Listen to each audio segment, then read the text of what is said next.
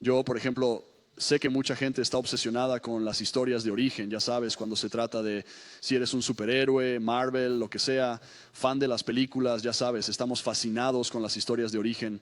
Para algunos de ustedes son un poco más locos. Eres como, cuando se trata de asesinos en serie, cosas así, eres como, quiero ver un documental, ya sabes, sobre Jeffrey Dahmer o quien sea, y algunos de ustedes me asustan, de verdad.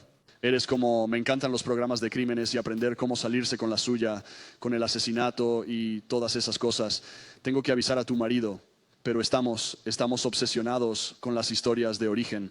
Hace poco vi una docu-serie interesante llamada El Diablo de al lado. ¿Alguien la ha visto? Sobre el ex oficial de la SS, una historia fascinante.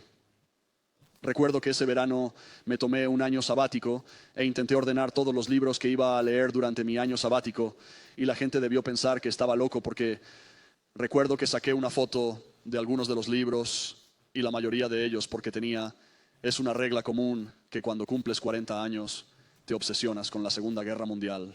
Y así me obsesioné con aprender más sobre la Segunda Guerra Mundial. Y así que tenía todos estos libros sobre Hitler. Y recuerdo cómo publicar, yo soy como, ¿sabes qué? La gente puede pensar que estoy loco, pero yo estaba obsesionado con como, hombre, ¿de dónde vino este tipo? ¿Cómo era su familia? ¿Cómo terminó? Como el Hitler que conocemos hoy en día, ¿verdad? Nos fascina de dónde viene la gente. Todos tenemos una historia de origen y lo que sé acerca de nuestras historias de origen es que la mayoría de las veces, la mayoría de nosotros, tenemos algunos profundos, oscuros secretos en nuestra historia de origen que muchas veces nuestras familias tratan de mantener en secreto. Hay cosas de nuestras historias que son de dominio público y otras que esperas que nadie descubra nunca. Crecí en un ambiente muy disfuncional, con mucha violencia y alcohol.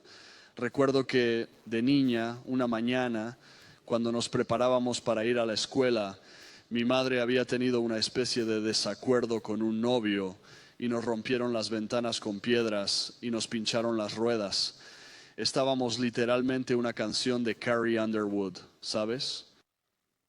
Y solo recuerdo haber pensado como esto es normal, al igual crecí en tanta disfunción que no pensé que había nada malo en ello, solo pensé que todos los niños así es como se vive, ¿sabes? Y había un montón de cosas que presencié mientras crecía que pensé que eran normales y había un montón de cosas que mi madre me ocultó. Y honestamente, como ya sabes, ella me tuvo cuando tenía 16 años de edad y rápidamente dejó la escuela secundaria y básicamente trabajó como camarera durante la mayor parte de su vida tratando de mantener a dos hijos. Se casó 4 o 5 veces, 2 hijos antes de los 25 años. Así que imagina cómo vivir la mayor parte de tu vida en los primeros 25 años de tu vida y ella había vivido una vida dura. Y no fue hasta hace unos 6 años. Si usted estaba aquí en 2018, hicimos una serie llamada Por la Tierra y hablamos de queremos ser una iglesia para los adictos. Mi madre caminó a través de 25 años más de adicción a las drogas y yo hice una entrevista con mi madre y nos sentamos y fue realmente la primera vez en mi vida adulta que me había sentado y realmente obtener su historia. ¿Cuál es tu historia de Oregon? Porque yo no sé ustedes, pero yo crecí como sin saber realmente mucho acerca de cómo mi madre creció. Todo lo que sabía era que ella tenía una relación cortada con su padre, porque él era un alcohólico y un montón de disfunciones. Pero cuando llegué a escuchar su historia, por primera vez me di cuenta de que había un montón de cosas oscuras en su vida que ella trató de mantener oculto. Ella no quería salir. Y vi que acribillado a través de toda mi familia. Ya sabes, cuando vas a ambos lados de mi familia, ya sea por parte de mi padre o de mi madre, mucho abuso del alcohol, mucho abuso físico, mucho adulterio, múltiples matrimonios, baja educación,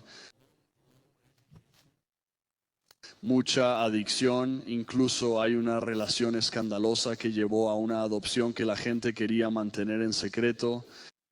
Hubo un asesinato violento que tuve que ir a juicio y testificar y tuve que contar a extraños en la sala sobre nuestra infancia y todas estas cosas diferentes. Estas fueron las cosas que están esparcidas por todo mi árbol genealógico y en mi propia historia de origen.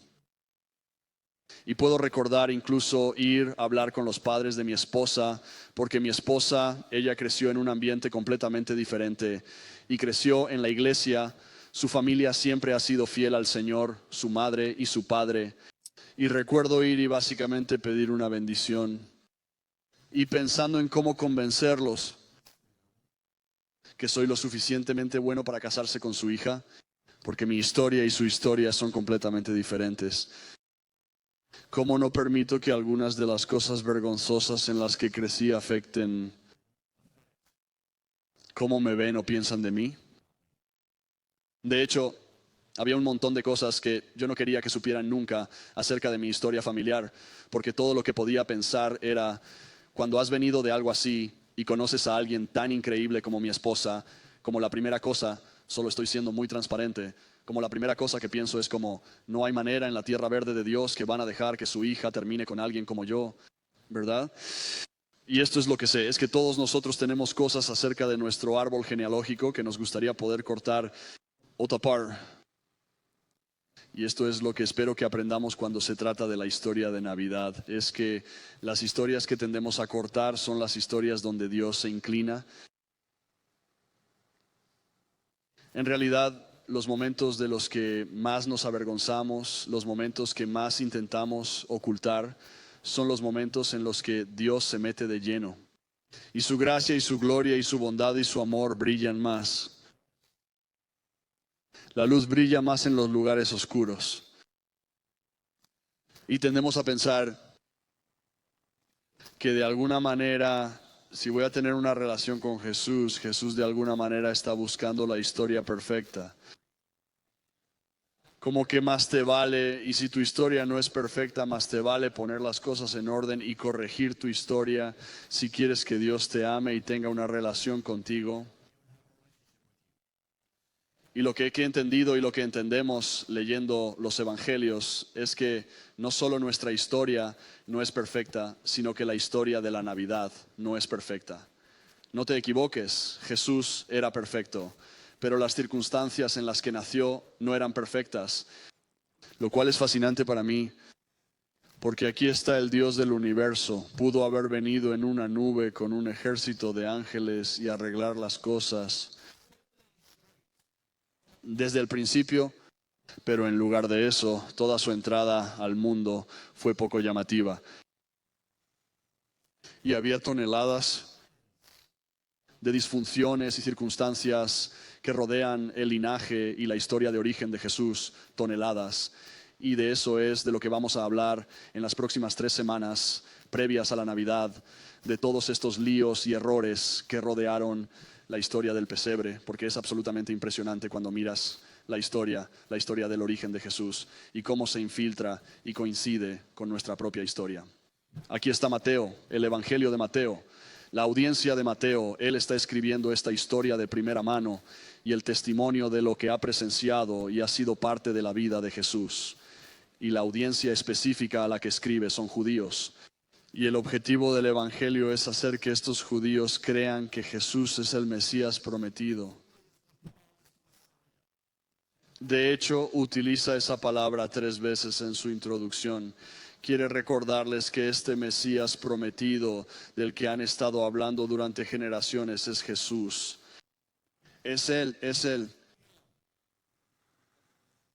Y así Mateo comienza en este momento donde la mayoría de nosotros, si somos honestos, si somos realmente honestos, si somos como el lector promedio de la Biblia, nos saltamos la primera mitad del capítulo 1. Seamos honestos, no estás como muy bien saltando a Mateo hoy.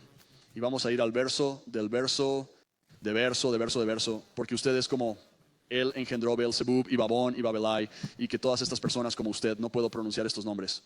Y así que estás como, hombre, me estoy saltando estas cosas, como, ¿por qué es esto importante? Hasta que te das cuenta de que en la cultura judía la ascendencia lo era todo. Si recuerdas que cuando los israelitas y Josué cruzaron el río Jordán, debían dividir la tierra según las tribus de las que habían nacido. Recuerden, 12 hijos de Israel, 12 tribus, y así que si eras parte de la tribu de Judá o si eras parte de la tribu de Dan, te tocaban muchas tierras específicas. Así que las genealogías eran vitales para el pueblo judío y lo siguen siendo hasta el día de hoy. Hay gente que se toma en serio la herencia judía, pueden rastrear su linaje hasta Abraham. Me parece fascinante. Nosotros no lo entendemos porque no nos preocupamos tanto por nuestra genealogía. De hecho, no puedo decir mucho más allá de mis abuelos de ambos lados. No puedo decirte mucho sobre mi familia. Hoy tenemos Ancestry.com. Podríamos contratar a algunas personas para enviar nuestro ADN y ellos te dirán, oye, adivina qué, estás emparentado con Hitler. ¿Sabes qué? Ya no quiero eso. No quiero hablar más de mi familia. Pero para ellos la herencia lo era todo porque les decía qué derechos tenían. Les decía a quién pertenecían. Era un sentido de identidad. Era vital para la historia judía. Y vamos a averiguar por qué era vital en la historia de Jesús y por qué Mateo se tomó el tiempo para escribirlo. Pero para nosotros, pienso, alguien creció en una familia patriarcal donde las grandes reuniones navideñas o familiares eran importantes. Alguien levantó la mano. Quizá algunos de vosotros, si crecisteis en mis años 80 o 90, recordéis haber asistido a algo llamado reuniones familiares.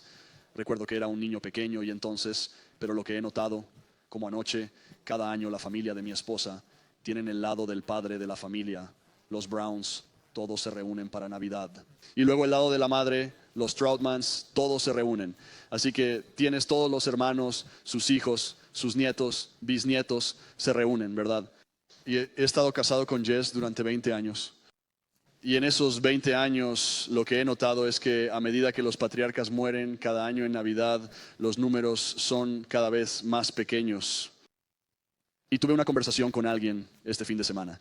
Y yo estaba, como ya sabes, me pregunto, ¿quiénes son las personas que dicen, vamos a mantener esta cosa en marcha para las generaciones venideras? Porque tal vez usted creció y usted es como, hombre, recuerdo que me encantaba salir con mis primos. Y ahora para ellos, y ustedes como, yo no quiero verte 2 veces al año. Vivimos en una sociedad tan individualista que eso ya no nos importa. Pero para ellos es vital para su historia, vital para su historia, vital para su identidad. Creo que compartí esto al volver de Israel, que si puedes rastrear tu linaje y probar que eres judío, puedes ser enterrado en el valle que va a la antigua ciudad de David en Jerusalén, hoy en día. Así de importante era el linaje para los judíos. Ahora Mateo, el Evangelio de Mateo es mi favorito. Pero Mateo es un nerd de la Biblia. Y me encanta cómo es, como algunos de ustedes, cuando realmente comienzan a bucear en los matices y como Mateo escribió, recuerden que era un recaudador de impuestos, así que ya era súper inteligente. Pero hay algunas cosas en el Evangelio de Mateo que te hacen pensar, hermano, estás haciendo gala de tu inteligencia en este momento. Y lo hace en el capítulo 1. Y vamos a hablar de esto, pero aquí hay 3 razones por las que esta genealogía es vital para que entendamos la historia del Evangelio y entender la historia de la Navidad. Número 1, Mateo está contrastando a los 2 Adanes.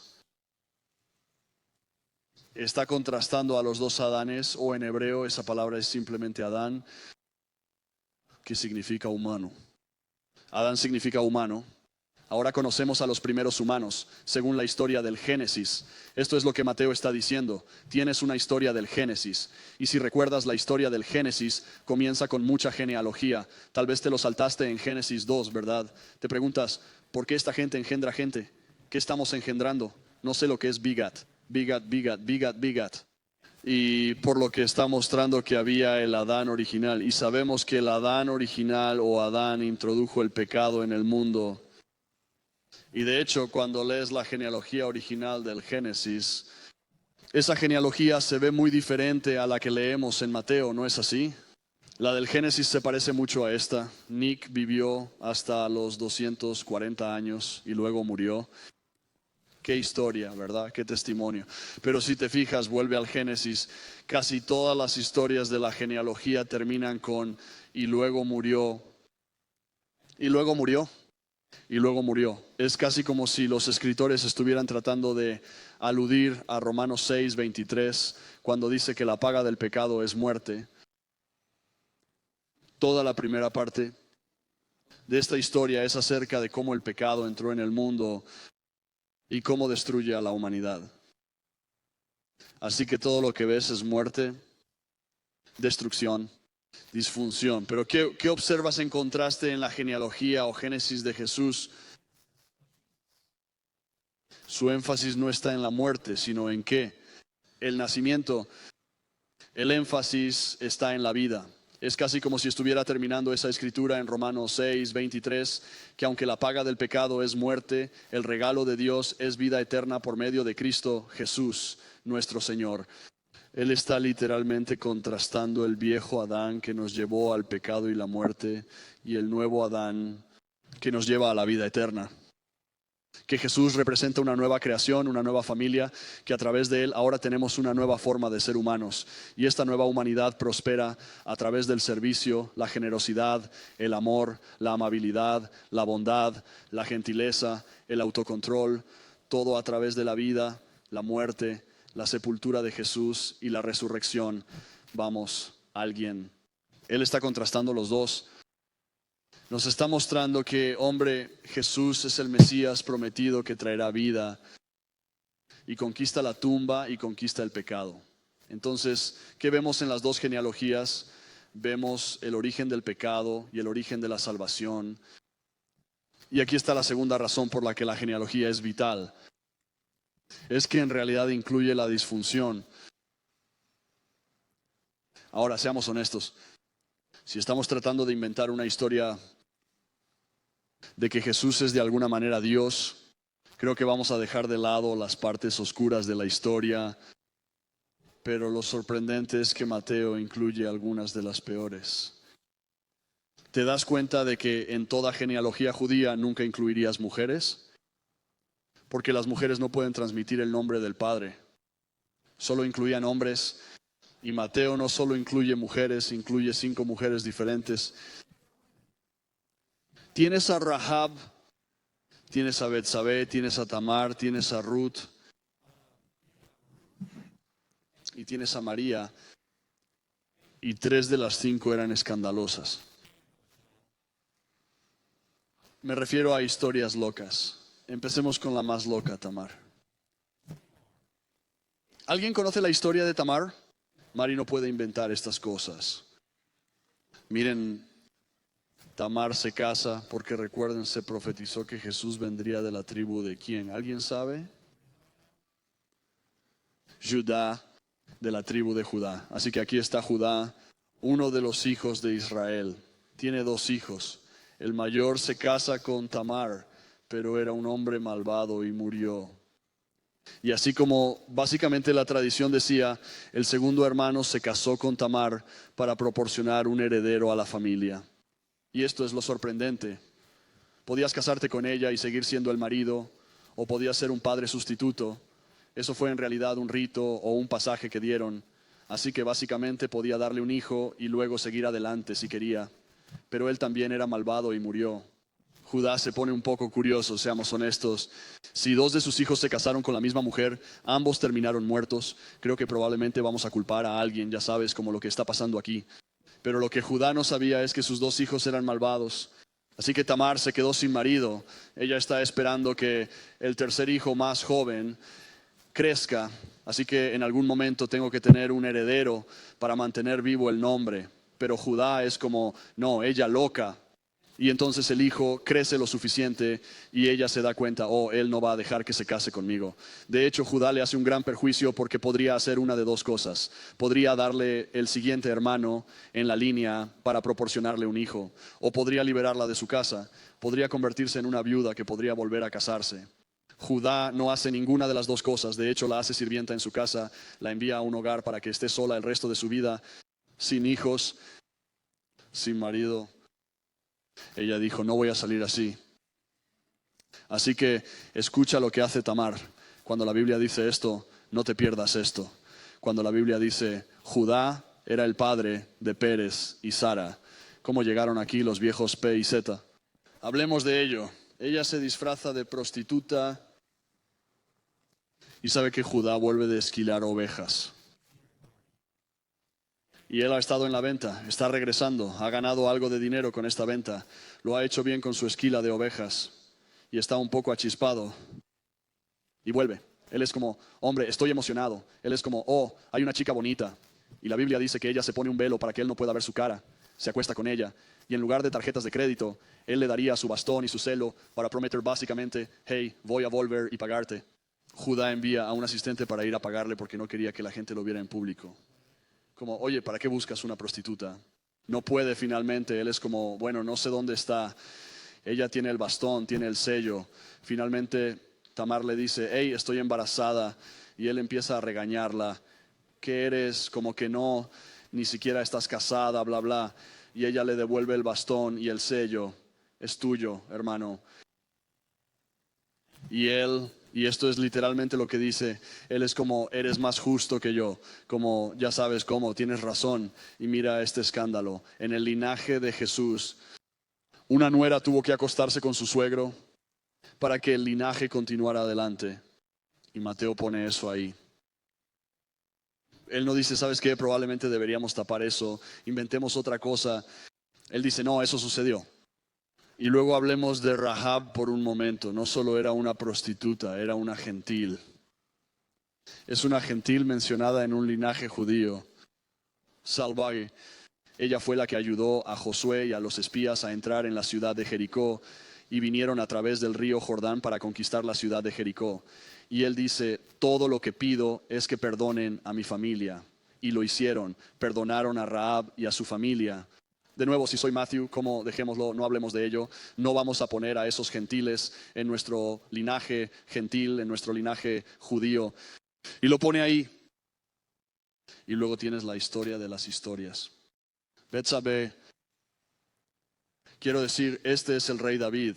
Cuando hablamos de que el Mesías va a venir de la línea de David, ustedes como David es asesinado sus 10,000, rey, por cierto, fue parte de uno de los mayores escándalos de las Escrituras. Se acuesta con la esposa de uno de sus mejores amigos y luego lo manda a matar para de esa manera tratar de encubrir el embarazo. Y uno pensaría que Mateo le mostraría un poco de respeto a David. Siento que es casi como un golpe en las costillas. Y él es como, y luego tienes a Salomón, quien por cierto su mamá engaña a Urías y lo matan, solo para que lo sepan. No escatima en detalles. 5 mujeres, 3 historias muy disfuncionales.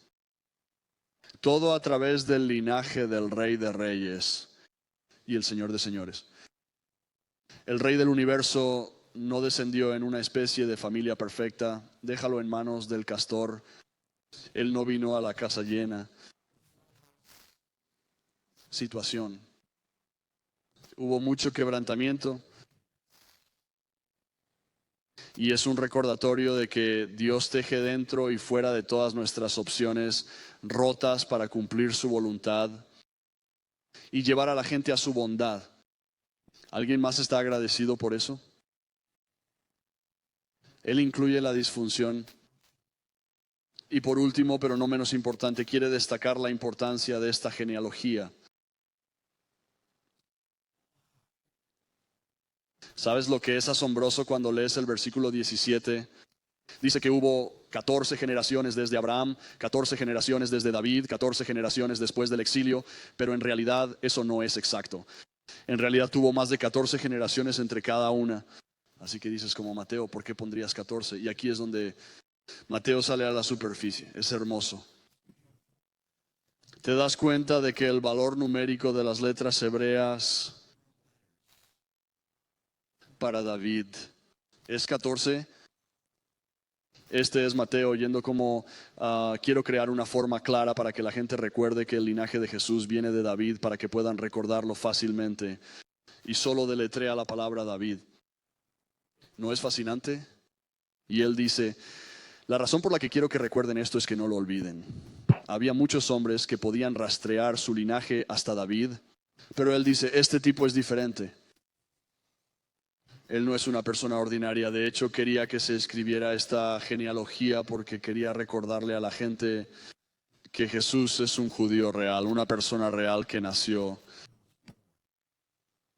Porque si estás aquí hoy, independientemente de cómo te sientas acerca de la resurrección, independientemente de cómo te sientas acerca de que Jesús sea Dios, no puedes negar el hecho de que Jesús fue una persona judía nacida en la historia.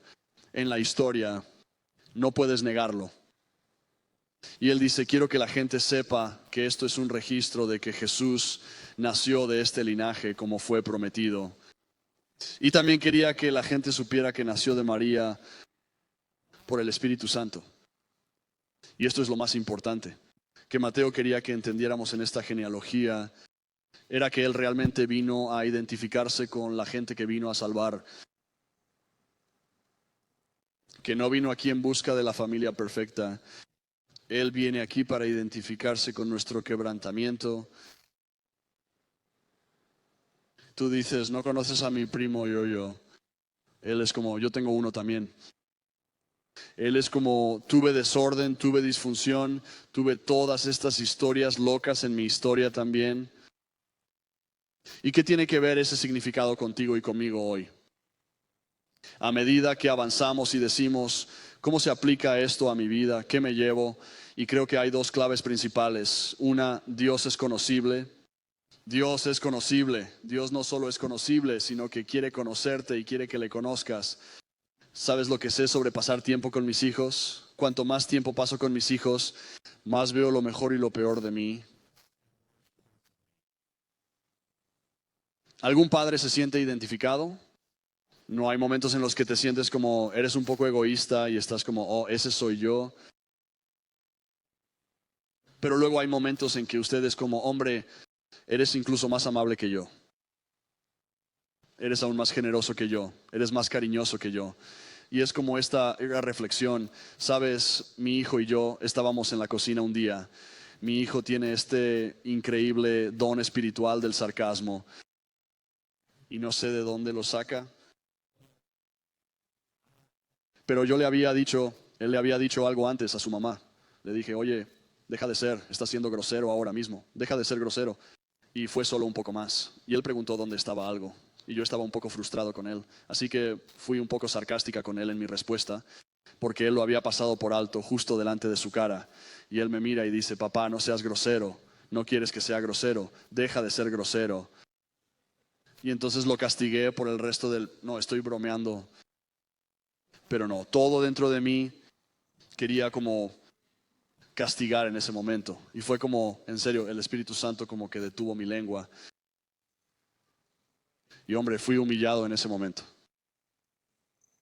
Y las primeras palabras que salieron de mi boca fueron, lo siento, hijo, tienes razón. Porque en ese momento, él era un reflejo de mí. Y lo que he llegado a saber, como cuanto más tiempo paso con mis hijos, más crezco para amarlos, incluso en sus peores momentos. Pero esto es lo que quiero que sepas también. He aprendido a amar las peores y mejores partes de mí misma. Y eso es porque eso es exactamente lo que Dios vino a hacer. Él no te ama porque seas lo suficientemente bueno o porque puedas rendir o de alguna manera ganarte su amor. Él te ama incluso en la peor versión de ti mismo. Y cuanto más tiempo paso con mi Padre Celestial, más comprendo su corazón y su carácter hacia mí. Porque lo que quiero que sepas es que el Padre quiere que le conozcamos y le comprendamos mejor. Eso es lo que me recuerda esta historia.